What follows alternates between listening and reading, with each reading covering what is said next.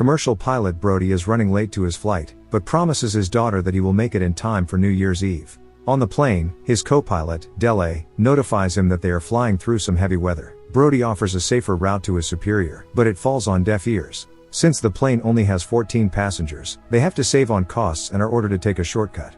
Brody is hit with more unexpected news. He has to fly a fugitive homicide suspect, Louis, to Tokyo, accompanied by an officer. Brody doesn't have a say in the matter. After all the passengers get on board, the crew closes up and they safely take off. Deadliest and Brody, sharing personal stories of their families, bond over Brody's recounting of his daughter, the only family left after his wife's passing. Amid this camaraderie, their plane cruises above a looming storm, plunging into turbulence that prompts Brody to activate the seatbelt sign.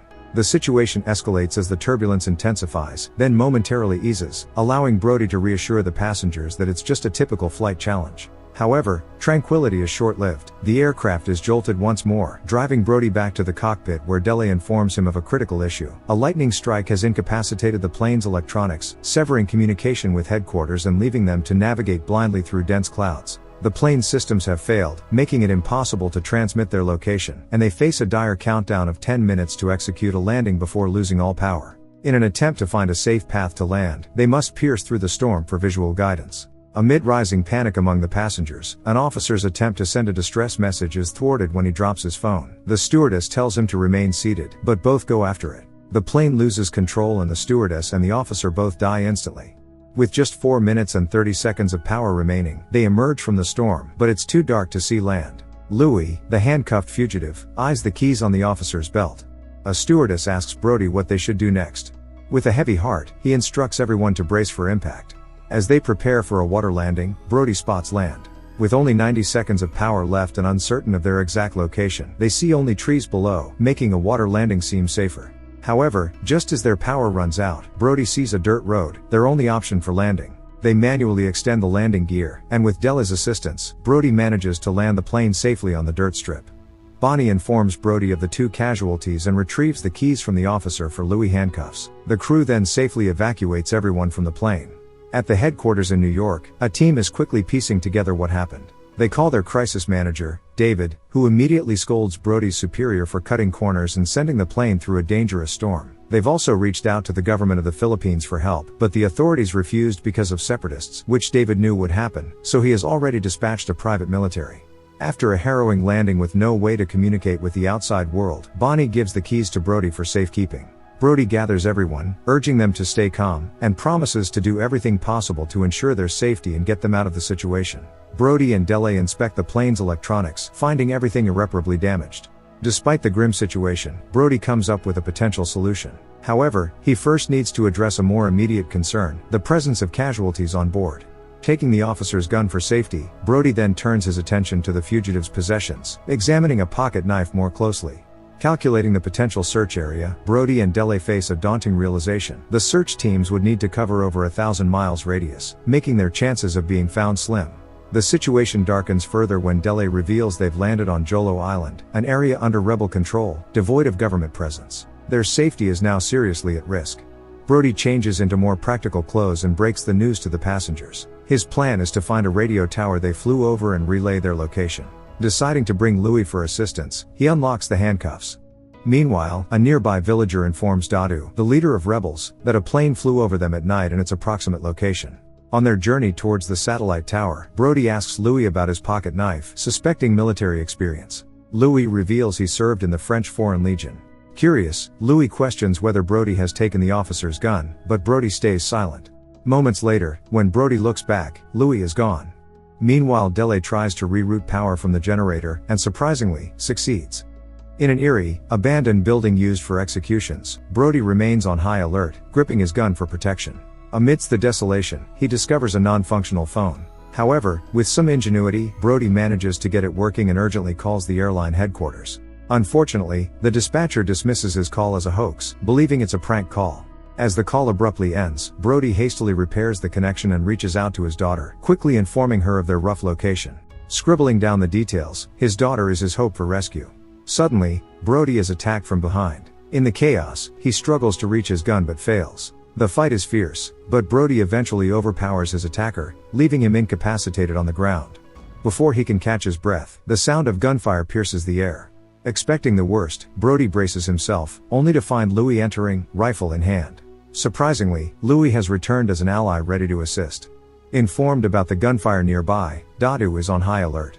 Brody and Louis, now working together, don't have much time to waste. Stumbling upon a room marked by bloodstains and equipped with a camera, Louis checks the recordings. They discover the building has been used for ransom demands. Realizing the urgency, they quickly leave and find a vehicle, aiming to return to their plane as swiftly as they can.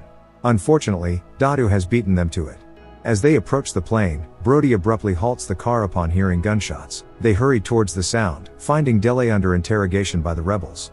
Brody is about to step in when Louis holds him back. The rebels hold Dele at gunpoint, who reveals that no one knows where they are and Brody went to look for help. They kill a woman trying to escape and make an example of another, before taking the rest hostage. They intend to demand a large ransom for the passengers. The rebel army drives back to the village, leaving 2 men behind to go through their belongings. Brody rushes out with Louis behind him. They shoot one of the men and question the other, who reveals that Dadu is taking the passengers to a village nearby and will keep them in a warehouse. Brody is going after them, even if Louis isn't. At the HQ, David has received both calls Brody made. He has secured satellite footage of the plane's exact location and is sending his team to drop on site ASAP. Before departing, Brody writes down the name of the village the passengers were taken to, in case the help finds the plane. Louis is with him until the end.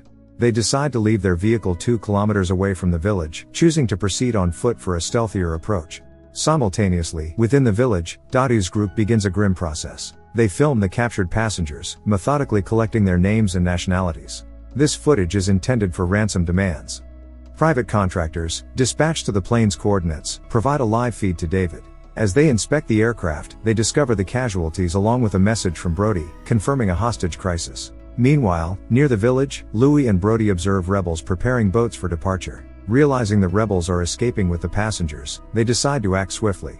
Choosing stealth over force, they silently take down several rebels, avoiding gunfire to maintain the element of surprise.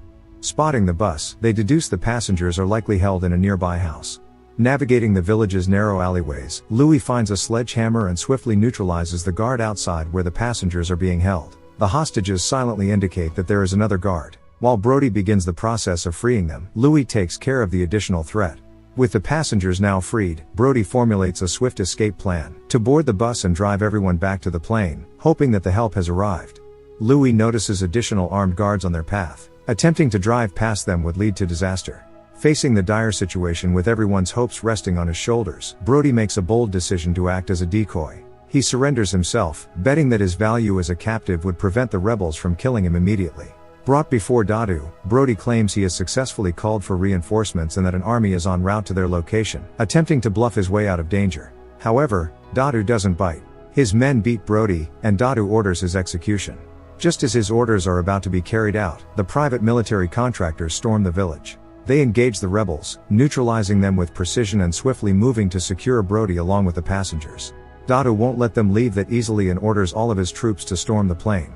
Unfortunately, Shellback, the military captain, says that they need to hold out 24 hours until extraction. Brody has a plan. At the plane, Brody gathers everyone up. He wants to fly everyone out of here. They will not hold out 24 hours.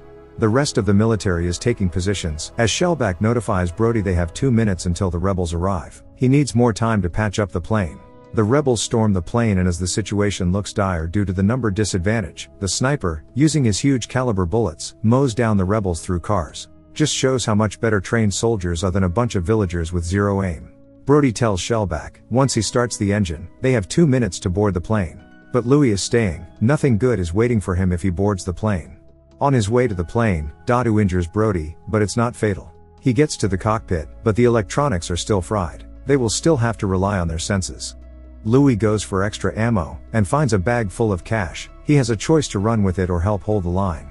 Brody starts to turn the plane and notifies David that they need a place to land. The rest of the military also run to board the plane, with Shellback seeing Louis take the bag and dip. Seeing everyone boarding the plane, Dadu follows it and tries to stop them from taking off. They load up the RPG and shoot, but Louis once again saves the day. Just as Dadu is about to shoot the next round, he's removed by the plane. More rebel reinforcements arrive, but the plane is already in the sky and Louis has made his way out. They are not out of the woods yet. The plane has lost its right engine. They have a visual of a runway on another island, but they are losing altitude. Dele calls to brace for impact, and while shakily, they manage to land the plane right at the end of the runway. Finally, with the passengers safe, he is relieved. He calls his daughter and apologizes for missing the New Year's Eve. The end. Thank you for watching. Subscribe for more videos like this.